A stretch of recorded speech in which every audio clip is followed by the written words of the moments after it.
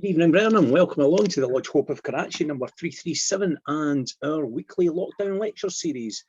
Brian, this is meeting number 92, and it's a great pleasure, as usual, to welcome you along. I do bring apologies from my normal wingman, our secretary, acting secretary in immediate past, Brother Nobby Clark, and he wishes you all the very best. There's no truth in the rumour that he had one too many rums up at Stornoway visiting at the weekend, Brian. But he is feeling a little bit frail, and that's maybe to do with Storm Barra and their delayed ferry back from the Western Isles at the weekend. Brian, can I remind you of the Grand Lodge of Scotland guidelines in terms of Zoom meetings? Please keep your video running. If you do have broadband and bandwidth challenges, please drop me a message in the chat box.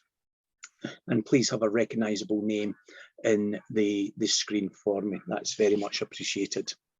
To keep Nobby busy tomorrow morning, Brian, please can you sign our virtual tile on the Facebook pages? That is also very much appreciated. And when you do go to our Facebook pages, Brian, you will see that I've put up a poll this morning just to get some indication of what our members, our visitors are doing in terms of lockdown that will help us make some decisions about the future of the lockdown lecture series. The current plan is that the last one will be on the 28th of January. But if this new strain takes hold and things start changing, we may reconsider and ensure that we can continue to provide you some daily advancement, at least on a weekly basis, Brian. So please take a couple of minutes to visit the Facebook pages and complete that little survey. Thank you so much. Well, Brian, once again, I'm very grateful to this evening's speaker, who at relatively short notice, due to ill health of the proposed speaker for this evening, has agreed to come along and give us an interesting little presentation that has a lovely little Scottish tale for Christmas time. And gives me the greatest of pleasure to welcome back as one of our lockdown lecture speakers, Brother John Belton. John, thank you, sir, for coming along at relatively short notice. But we all know that you're a well-travelled and well-versed Masonic researcher, and you've got many of these wee presentations and ditties up your sleeve to help out. So, John, thank you so much, and the virtual floor is yours, sir. Thank you, Gordon. I'll just share my screen, and then we'll... When I first started this talk, writing it, it was 2009. And it was, if you remember, it was that wretched crash of the banking system. And Scottish banking was having a really bad time. And I just thought it was nice at that moment to lighten things up and look back in the past at a previous banker. So I spent a lot of time travelling up and down the M6, M74, but I can recommend to anyone, take a diversion along the A75. You don't have to go all the way to Ireland, but you can follow the signs, and there's one just there, for the Ruthwell Cross. So the talk's about the Revd Henry Duncan, 1774 to 1846, Freemason and innovative banker. So let's just go on to a bit of history. We'll get back to the Ruthwell Cross in a second. Henry Duncan was born in October 1774 at the Manse at Lochrutton outside Dumfries, where his father, George Duncan, was the minister. He went to Dumfries Academy, which was about 11 miles away, and then on to St Andrews University, where after 2 terms, he was tempted to Liverpool by a family friend. So that's his father's chapel, but he went down to Liverpool to Heywood's bank. And there he learned a lot of interesting skills, and we'll come back to those afterwards, because those were important in how things developed. And there's an interesting story that I managed to dig up about Duncan. He says his duty was one day led him to Warrington, a town about 20 miles from Liverpool, to which he was charged to carry several £100 in gold.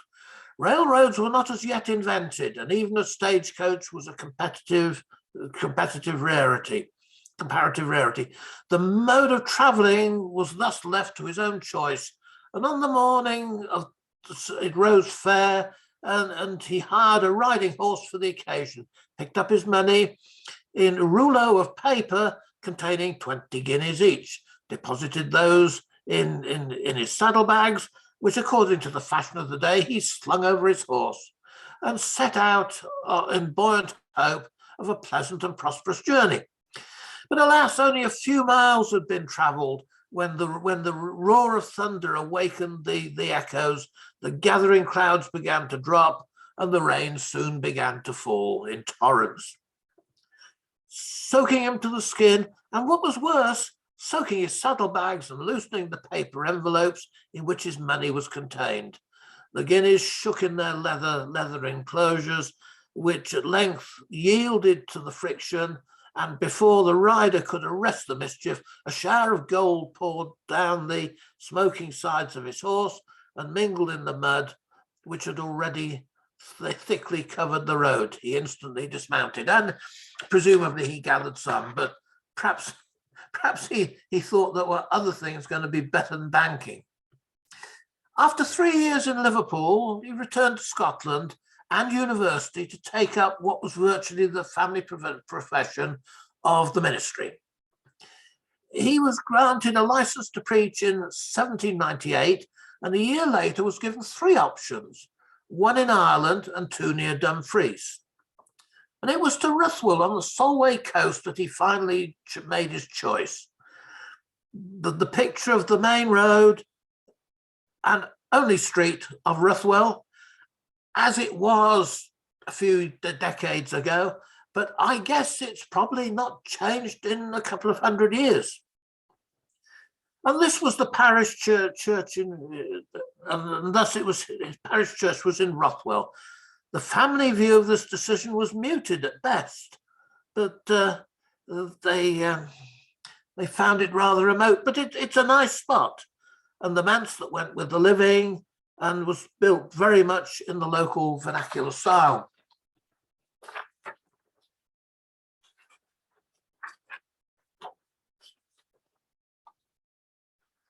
The church manse doesn't look much different today. The casualty has been the lawn, which has become the car park. So when he moved to his rural parish at a time just after the war with revolutionary France, which was rapidly followed by the Napoleonic Wars. Prices had soared, wages had remained low, and an agricultural worker earned maybe 5 old pence per day. All this and a series of bad harvests. Not an auspicious place to start a career, one might have thought. The bad harvests had been caused by volcanic explosions in Ireland, and it was about this time that there was another one, and all the airliners had to be diverted. So these things do keep on happening. Duncan worked on trying to improve the conditions of the population of Ruthwell. He purchased flax for local spinning, bought in grain from Liverpool, and reorganized what had been a beleaguered, languishing, friendly society in the village. To further that, he persuaded the local landowner, Lord Mansfield, to give a cottage to the friendly society to establish its activities. And presumably it would have been the influence of Lord Mansfield who gave him his position as the vicar in Ruthwell as well, also. Lord Mansfield, it was the dynasty of the Murray family, and they owned most of the land round Ruthwell, and their home was in Scone Palace, where he'd been born. Some of the Murray family are also buried in Ruthwell Parish Church. Murray was educated at Perth before going to Oxford, and the family had strong Jacobite sympathies to overcome, but that didn't stop him becoming Lord Chief Justice of the government in London. So that's a pretty good rise to fame. But let's set the historic scene. So let's just step inside the church itself at Ruthwell. Not to do so would be to miss a piece of fascinating history, that of the Ruthwell Cross itself. The interior does seem strange, even by Scottish standards, because the preacher was at the centre of the church, but they put an extra bit on the back later on, and then put the cross in that, and we'll see why a bit later. It was after the Act of Parliament that the cross got buried, and I forget the names of the act now. Let's we'll pass on that. And it stayed that way until it was excavated in 1823 by the Revd Duncan. It had been buried there as a result of, that's it, the 1642 Idolatrous Monuments Act. And that required all the idolatrous monuments to be taken down, smashed up and disposed of. Didn't happen in the case of Ruthwell Cross. It was broken into 3 bits, carefully buried, and it stayed there till 1823. It was actually erected in the open, and it stayed there like that till 1877.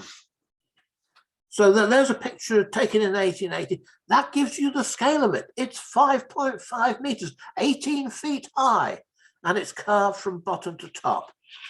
It was moved into the church in 1887. So, and it was behind, they put it behind the pulpit, and in order that it could be seen, they did an excavation of at least 2 meters below the floor level of the church so that they could insert it. And it's full of fascinating carvings.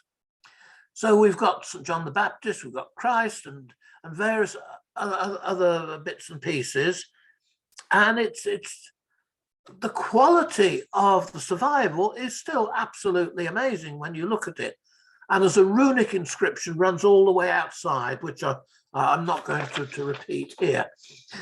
But interestingly, when you get to the top, there was one bit that didn't survive, and that was actually the cross piece here, this bit.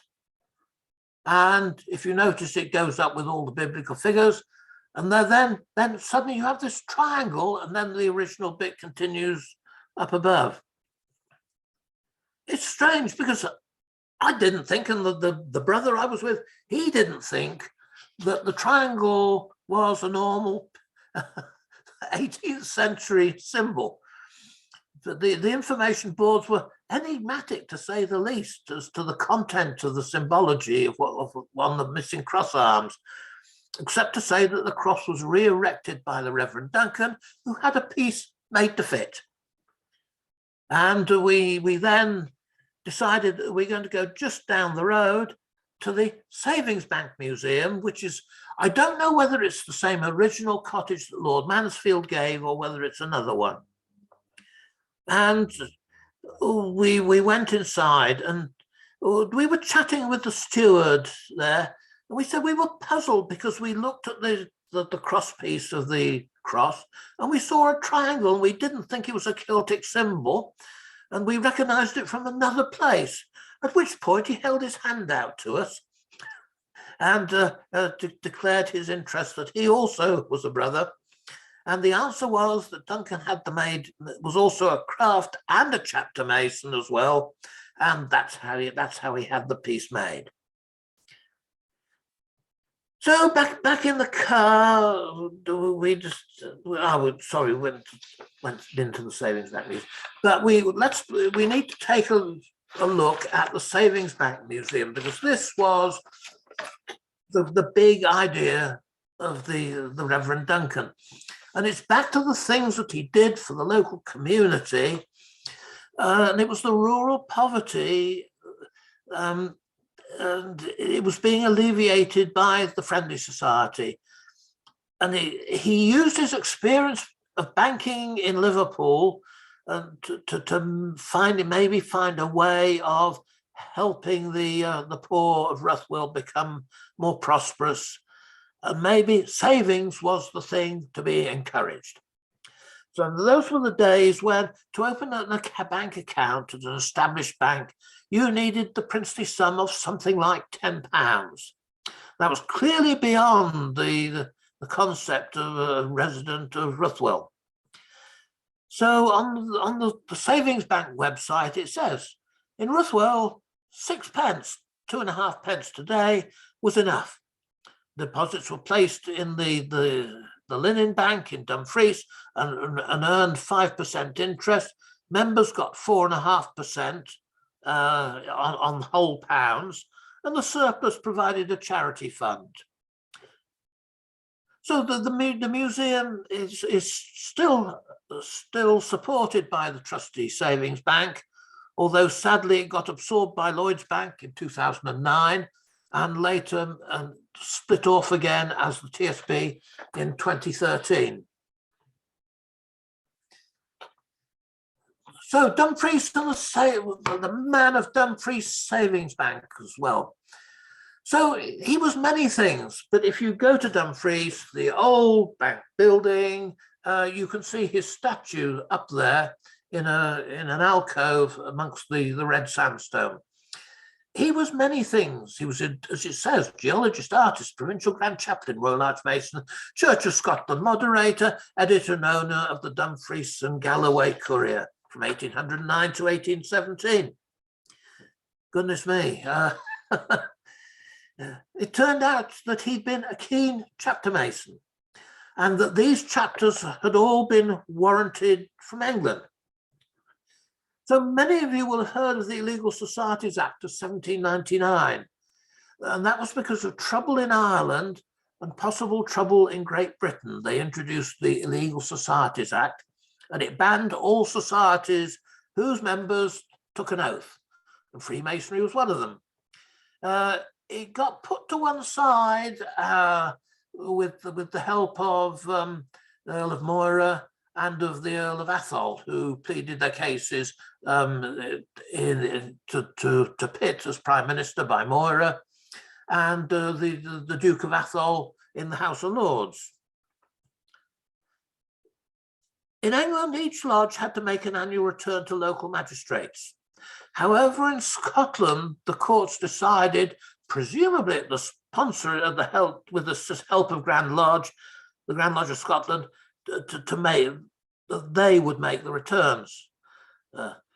Scotland always had difficulty in extracting the annual test fees from its lodges, and in 1800 they seized the opportunity to try and extract annual test fees, and at the same time they thought they could stop lodges working other degrees, the ones they had no control over. It really didn't work out perfectly, but the effects left those lodges working other degrees without a warrant, needing to find some way of appearing to be legal. Thus, in the borders of Scotland, which they had connections with England, that in Dumfries and Kirkcudbrightshire, there was a period up to about 1817, that was the year the Supreme Grand Chapter of Scotland was founded, a total of 9 Royal Arch chapters formed with warrants from the excellent Grand and Royal Arch Chapter of Jerusalem in London. One of these was the Royal St. John's Chapter in Ruthwell, formed in 1812 with Henry Duncan as one of the petitioners.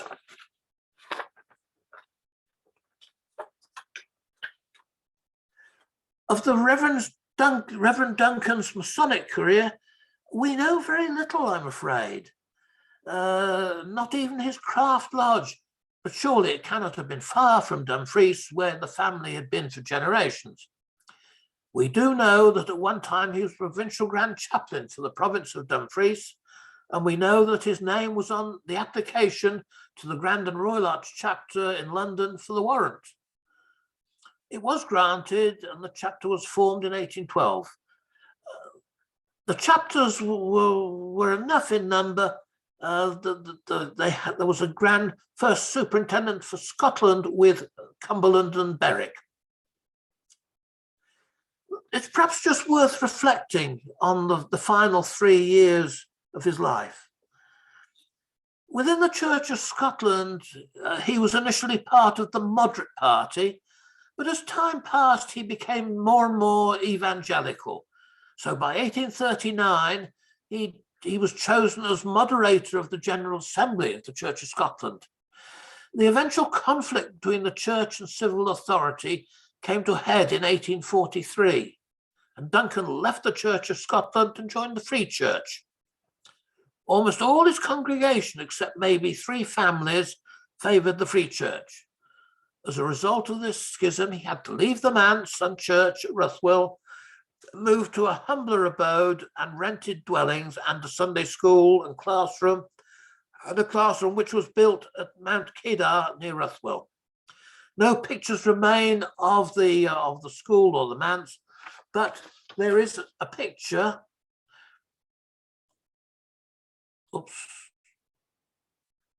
There's a picture of the monument raised in the memory of the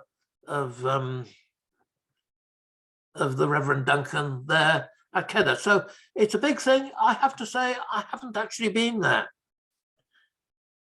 It's a pity in a way that more isn't known of his Masonic career, because it would have been unlike him not to have given as much energy and enthusiasm as he had to the rest of his life. But in these times, in these troubled times of the financial crisis, as it was when I was writing this in 2009, it's nice to reflect that one man who was also a brother had a great idea for financial probity and sound management of money and of helping those by limited means. So next time you're passing the road to Dumfries, do go and see Ruthwell Cross and inside the church. Look at the symbolic triangle at the top of the arms of the cross and just reflect that it was a brother who did that, and then go down to the Savings Bank Museum. Sadly, the Savings Bank Museum doesn't say that he was a Mason amongst all the other boards and pictures, and it's a pity that that hasn't been addressed a bit more. But I've got one last surprise for you in all of this. The Reverend Duncan died in 1845, but there is in existence a photograph of the man himself taken somewhere around 1843, and it's from the National Galleries of Scotland. So marvellous on them at having kept and looked after that image. So, brethren, that's the end of my session. Thank you for listening, and I hope I've given you a tale about a Scottish Mason who did some really good work, who's probably given rather less prominence than he ought to be. Thank you. Brother John Belton, once again, thank you so much, sir. Firstly, for stepping in at very short notice to bring us this presentation on the Reverend Duncan, and for also giving us such an interesting tale, one that we've probably all walked past Trustees Savings Banks on the high street and probably never appreciated that it was a brother that was at its heart and at its foundation. So, John, on behalf of everyone here at the Lodge Hope of Karachi, thank you so much, sir. My pleasure. I think we've got some questions and comments in.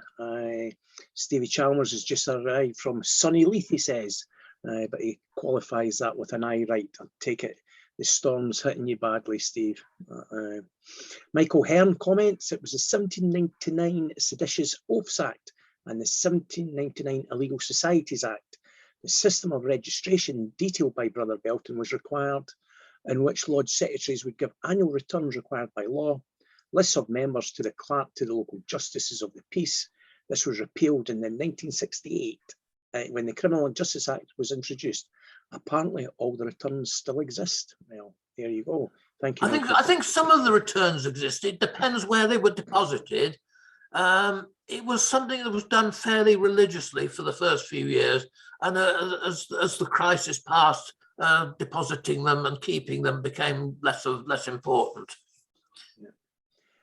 Alan Keegan comments, quite tongue-in-cheek, thank you, John. I'm hoping that one of successors, Fred the Shred, isn't a brother. No, he certainly lost his sir in front of Sir Fred Goodwin anyway, we know that. Yeah. Ian McIntosh, as you would expect, comes up with a Dundee Forfarshire connection. Another banking connection was George Dempster of Duncan, who set up a bank in Dundee in the early 19th century. It became the Dundee Banking Company and amalgamated with the Royal Bank of Scotland in 1865. I think Ian was with us, but he was having bandwidth challenges, so I'm not sure if he's still here. Ron Mann asks you, John, do you know when the monument at Kedar was erected? No, I don't actually. I guess as it's a memorial one, it's probably after his death. So probably after 1846. I didn't actually look at that, but there's probably, if you can get a picture of it, there's probably some words to say when it was built as well. We'll see what we can find for you this evening, Ron. Give you another opportunity to come back to our Facebook pages later on. Ian McIntosh, again, I think there's a connection with the Dundee Montrose area and masonry with the beginning of Cootes Bank. Well, Ian, just remember me and your will. If you bank with Cootes, you can be my Uncle Ian any day. I don't have enough money to bank with Cootes. Well, I think many of us are in that same boat. But I do have a lovely story about one of my volunteers, a young boy, Jack. He was working with RBS as an 18-year-old trainee apprentice, and he's now working with Cootes, and he'll end up being in charge of that bank in 20 years' time with the energy that he puts into everything that he does. Sandy Thompson, I was brought up in Perth, and so knew of the Murray family, Mansfield, but did not know that they owned lands in Dumfries. Interesting. Yeah. And that's the questions we've got in there just now for you, John. But yeah, it just goes to show, to me, one of the differences between nowadays and a couple of hundred years ago of the type of gentleman that we were finding in the craft. Howard, you've got your hand up. Would you like to say a few words? You're on mute, Howard. Okay, thank you. The manse at Ruthwell during the early 70s was owned by a Wally and Sheena Hogg, and they turned it into a hotel, bed and breakfast, and it was a superb place. We used to stay there when we went wildfowling on the at Browell, and they were absolutely superb hosts. And they mentioned about the Ruthwell Cross. Unfortunately, in the 70s, religion wasn't on my mind. I had other things. And so I never got round to seeing it. But I really like the picture of the manse as it's shown now. The car park was made, obviously, for the patrons when they went, with some really good nights in there after the day's wildfowling was over. That explains the size of the car park then. Indeed, indeed.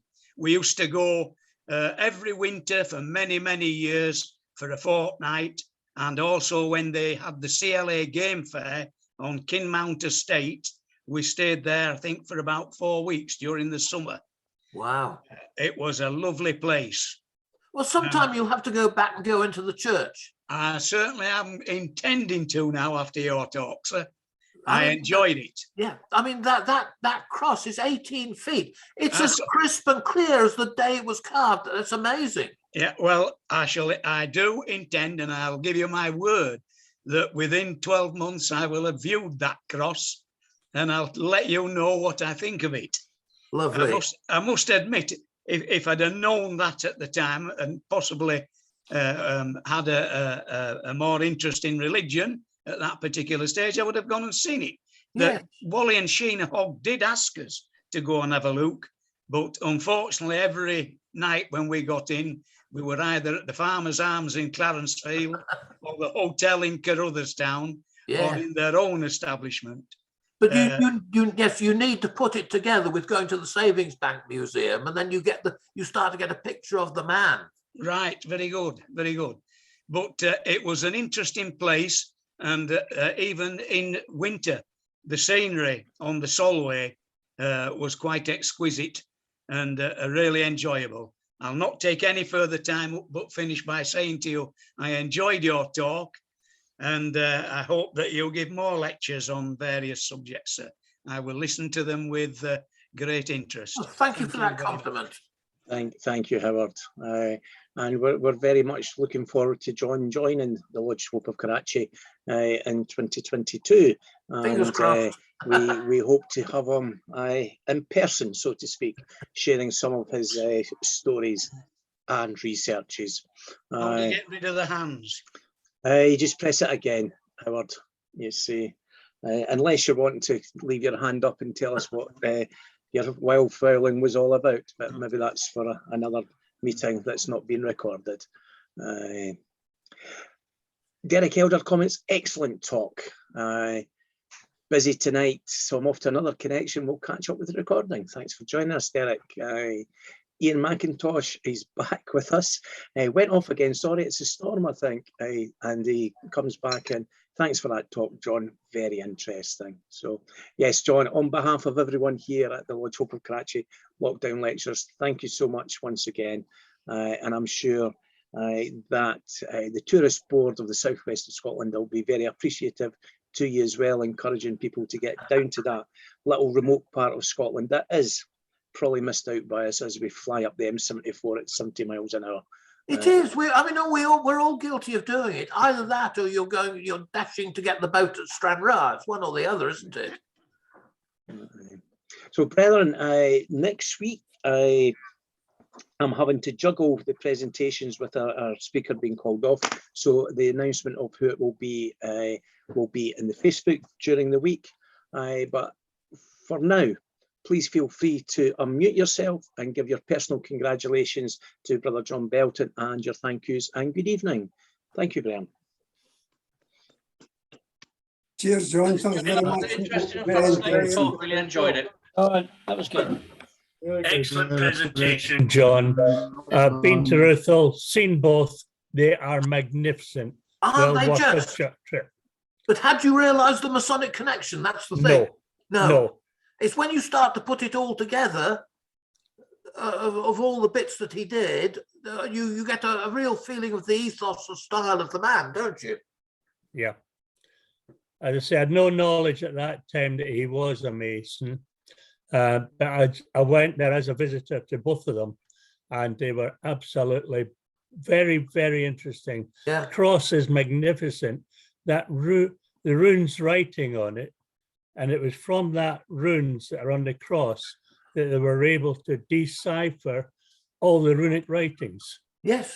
And it was 8th century. So that's 12 centuries it's been around. Yeah, magnificent. Thank you for the talk. My pleasure. Superb, John. Thank you very much indeed. My pleasure. Thank you very much, John. I really enjoyed that. Thank you. Excellent talk. Thank you, John. The reason for my question about the monument was it reminded me very much of the Eiffel Tower.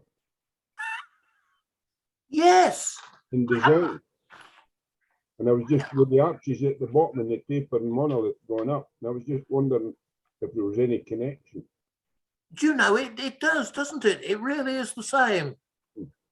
Very similar. It might, well, if they built the Eiffel Tower and the Blackpool Tower, so we've got another one. The Keeler Tower. Okay, then I'll give you 5. Okay.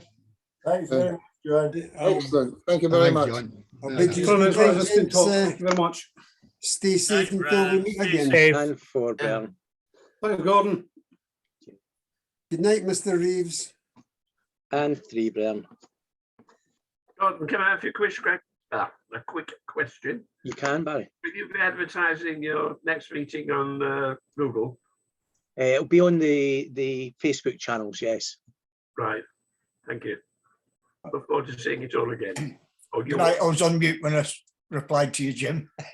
See you later. Catch you later, Jim. See you later. And to Graham. Take care. Thank you very I much, take it you're not Gordon up tomorrow night?